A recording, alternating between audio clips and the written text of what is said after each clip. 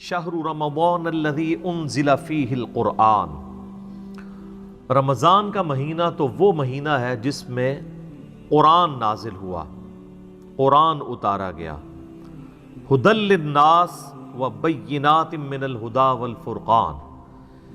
یہ قرآن پوری انسانیت کے لیے ہدایت ہے اور اس میں ہدایت کے روشن دلائل ہیں، اور یہ حق اور باطل میں تمیز کرنے والی کتاب ہے۔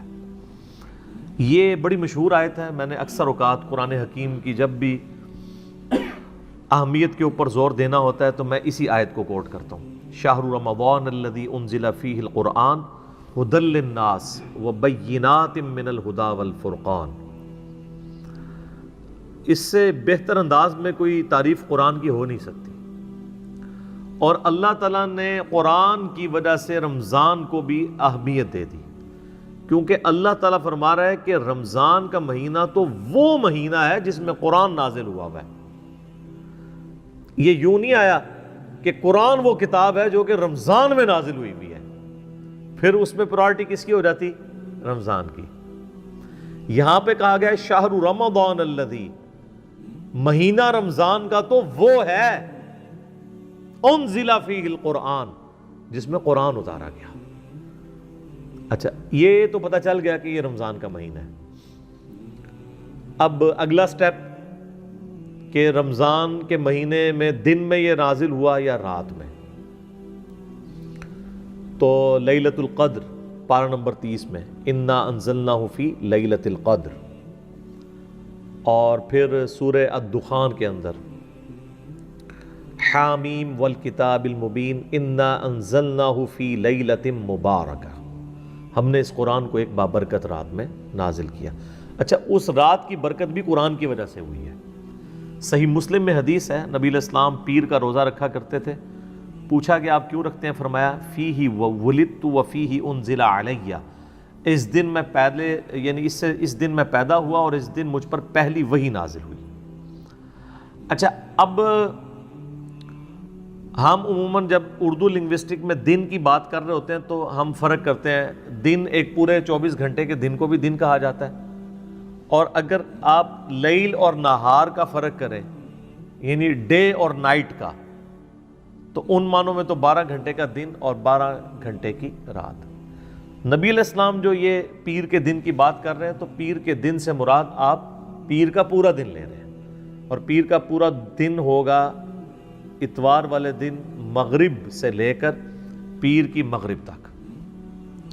تو چونکہ یہ اتوار اور سوموار کی درمیانی رات یعنی پیر والی رات نازل ہوا، تو ظاہر ہے کہ پیر کی جب رات ہے تو اس سے آگے پیر کا دن ہی آتا ہے، تو نبی علیہ السلام اس مبارک دن میں روزہ رکھا کرتے تھے،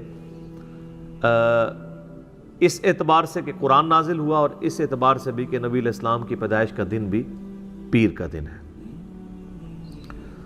تو یہاں پر اللہ تعالیٰ فرما رہا ہے کہ اس مہینے میں قرآن نازل ہوا ہے، یہ اس مہینے کی فضیلت ہے، اور قرآن جو ہے وہ پوری انسانیت کے لیے ہدایت ہے، یہ کسی ایک طبقے کے لیے نہیں ہے بلکہ پوری انسانیت کے لیے۔ لہٰذا اب اس سے یہ بات پتہ چل گئی جو قرآن کے شروع میں ہے ھدی للمتقین، اس سے مراد صرف اہل ایمان نہیں ہے بلکہ ہر وہ شخص متقی ہے جو یہ تصور کر کے ڈر جائے کہ مجھے میری مرضی کے بغیر کسی نے پیدا کیا ہے، وہ میرے ساتھ کچھ بھی کر سکتا ہے، تو اس شخص کے لیے قرآن میں ہدایت ہے۔ جو اس فزیکل ورلڈ سے باہر بھی کوئی عقیدہ رکھتا ہے کہ یہ سب کچھ جو ہو رہا ہے کسی کے کرنے سے ہو رہا ہے، اور جس کا یہ عقیدہ نہیں ہے اس کے لیے قرآن میں کوئی ہدایت نہیں ہے۔ وبینات من الھدی، اور صرف ہدایت نہیں ہے، ہدایت کے روشن دلائل ہیں، یعنی اتنے روشن ہیں کہ ایک ان پڑھ کو، جاہل کو، جڈ کو بھی سمجھ آ جائے، ایک پڑھے لکھے کو بھی سمجھ آ جائے۔ آپ دیکھ لیں صحابہ کرام میں تو گنتی کے لوگ تھے جو لکھنا پڑھنا جانتے تھے، چونکہ یہ ان کی زبان میں نازل ہوئی تھی کتاب، اس لیے جب وہ نبی علیہ السلام سے زبانی سنتے تھے نا تو وہ اٹریکٹ ہوتے تھے اس کتاب کی طرف، حالانکہ وہ کہیں سے پڑھ نہیں رہے ہوتے تھے، خود لکھنا پڑھنا تو وہ لوگ جانتے ہی نہیں تھے، ان کی اپنی زبان تھی، ٹرانسلیشن کرنے کی ضرورت نہیں تھی۔ تو یہ اتنے روشن دلائل ہیں کہ اللہ تعالیٰ نے اس قوم کو اٹھایا اور پھر دنیا کی امامت کے اوپر فائز کر دیا، اس کتاب کے ذریعے سب کچھ تل پٹ ہوا ہے۔ فالفرقان، اور یہ حق اور باطل میں تمیز کرنے والی کتاب ہے۔ نبی علیہ السلام کے لیے بھی یہ لفظ استعمال ہوا ہے صحیح بخاری کے اندر، محمد فرق بین الناس۔ دو فرشتے آپس میں گفتگو کرتے ہوئے نبی علیہ السلام یعنی وہ اس کو روایت کر رہے ہیں، ایک فرشتہ دوسرے سے کہتا ہے کہ یہ محمد وہ ہے جو حق اور باطل میں تمیز کرنے والی شخصیت ہے۔ تو قرآن بھی الفرقان ہے، اور سراپا قرآن مجسم، یعنی قرآن اگر جسم کی حالت میں آتا تو نبی علیہ السلام کی مبارک ذات ہے۔ جو صحیح مسلم میں حدیث ہے، سیدہ عائشہ سے پوچھا گیا کہ نبی علیہ السلام کے اخلاق کیسے تھے؟